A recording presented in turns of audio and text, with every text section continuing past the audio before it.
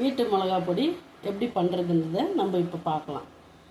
நான் 1 kilo மிளகாவுக்கு 1 kilo தனியா எடுத்திருக்கேன், 100 மஞ்சள் எடுத்திருக்கேன், ஏற்கனவே காய வச்சு எடுத்து வச்சுருக்கேன். அதுக்கு என்னென்ன பொருள் போட்டால் டேஸ்ட்டாகவும் மணமாகவும் இருக்குன்றதுக்கு எடுத்து வச்சுருக்கேன் பாருங்கள். கருவேப்பிலை, உளுந்து பருப்பு, பொட்டுக்கடலை, கொஞ்சம் பூங்கில் அரிசி, அதுக்கப்புறம் வெந்தயம் 2 ஸ்பூனு, சோம்பு 2 ஸ்பூனு, மிளகு சீரகம் 2 ஸ்பூனு, கடுகு 2 ஸ்பூனு, கடலைப்பருப்பு 2 ஸ்பூனு. இதில் 2 பொருள் நான் சேர்க்கல, உங்கள் வீட்டில் இருந்தால் சேர்த்துக்குங்க. சுக்கு, பெருங்காய கட்டி தேவையான அளவு போட்டுக்குங்க.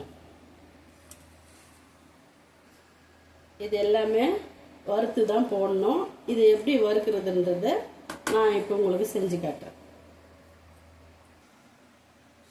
இந்த பொருளை உளுந்த பருப்பு போட்டிருக்கேன். இது எந்த பதத்தில் வறுக்கணுன்றதை உங்களுக்கு காட்டுறேன்.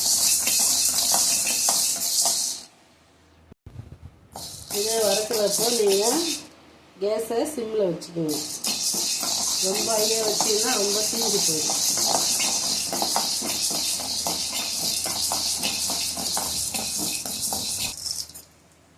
இந்த பதத்தில் வறுத்துடுங்க.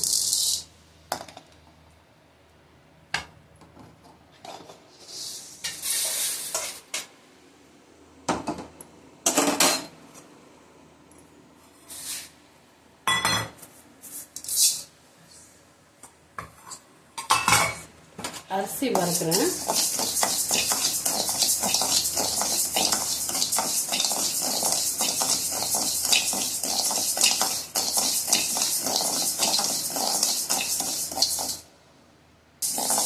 பாருங்க, அரிசி வறுத்துருக்கேன்.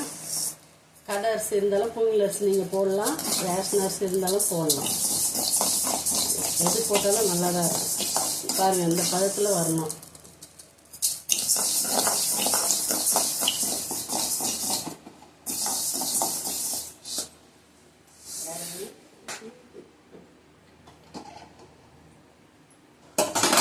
சோம்பு போடுறோம். நம்ம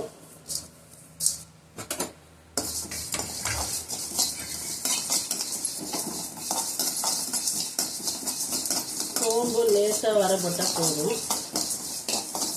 ரொம்ப வறுக்கணுன்ற அவசியம் இல்லை.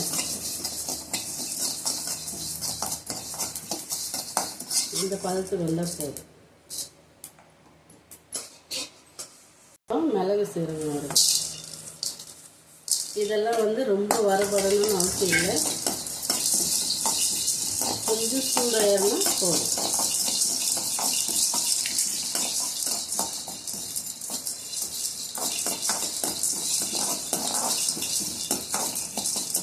பாருங்க, கொஞ்ச நேரம் இருந்தால் போதும்.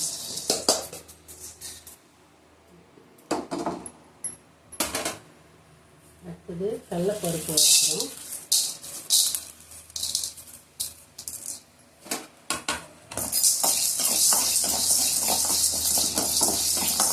கடலைப்பருப்பு கொஞ்சம் நல்லாவே வறுத்து போடுவோம்.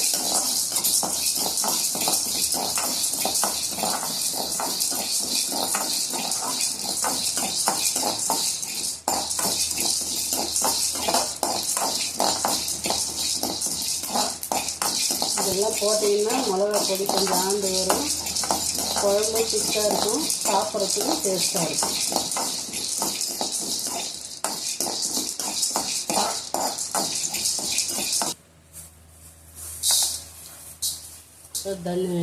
வெந்தயம் போட்டிருக்கேன்.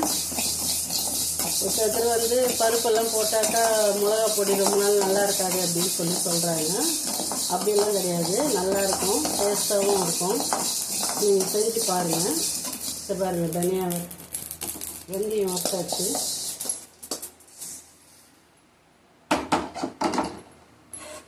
கடுகு வறுக்கிறேன். இது நல்லா பொரிஞ்ச உடனே எடுத்துருங்க.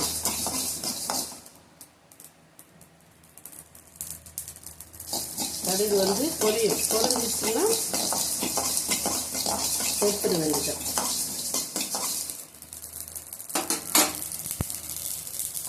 அவ்வளோதான். கருவேப்பிலை வந்து நான் காய வச்சு எடுத்துருக்கேன்.